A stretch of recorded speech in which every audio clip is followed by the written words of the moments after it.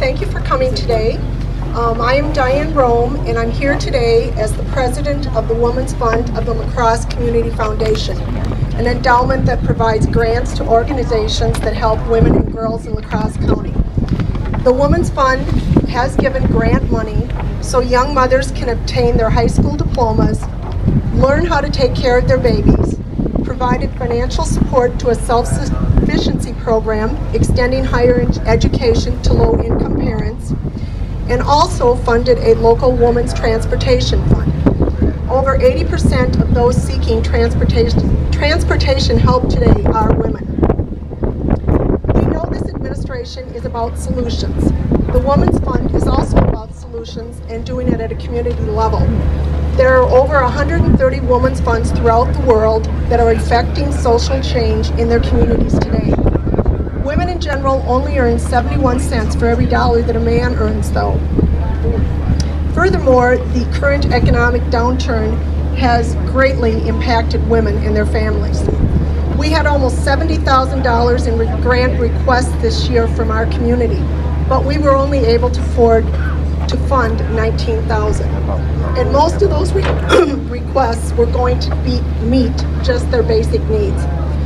So we would like to know what your departments are proposing to do to include women as a solution to these problems, and how you are going to help women and families in need in the La Crosse area. Thank you.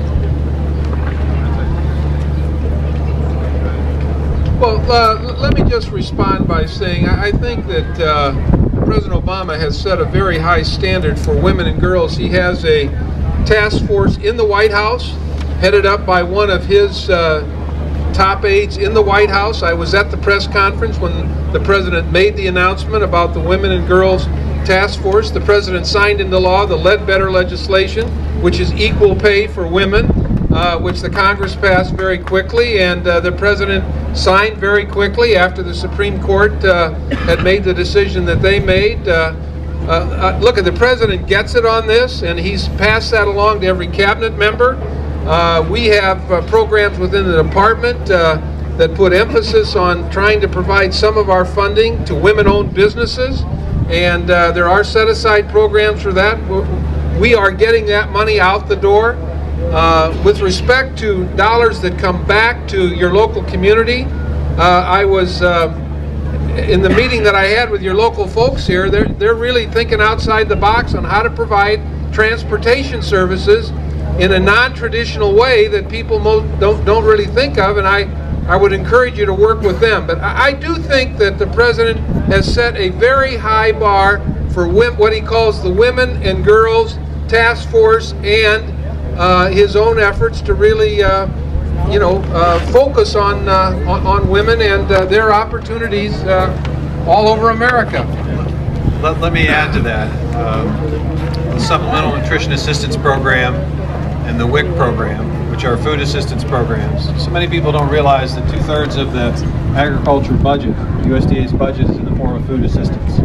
And in both of those programs, the President has increased resources in the stimulus and increased resources in the budget in an effort to try to make sure we have full access. He is very interested in making sure that we eliminate child hunger in this country by 2015. And he knows that the supplemental assistance programs, particularly if we can make them more nutritious than they have been, with expanded nutrition in those programs, will make a difference for moms and dads and for children. Secondly, we have, as I indicated, the micro-enterprise loan program for women who want to start businesses in rural communities, as well as those who wish to farm.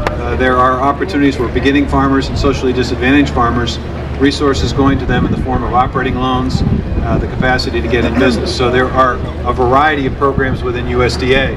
Finally, so often it's very difficult for people to be able to afford a home. Within USDA, because of the way in which we can lend money, if we were a bank, we'd be one of the largest banks in the country. Our loan programs don't require heavy down payment requirements, are a little bit easier on the interest rate, and make it a little bit easier for young families, single parents, single moms, to be able to access home ownership, which is one way of creating wealth.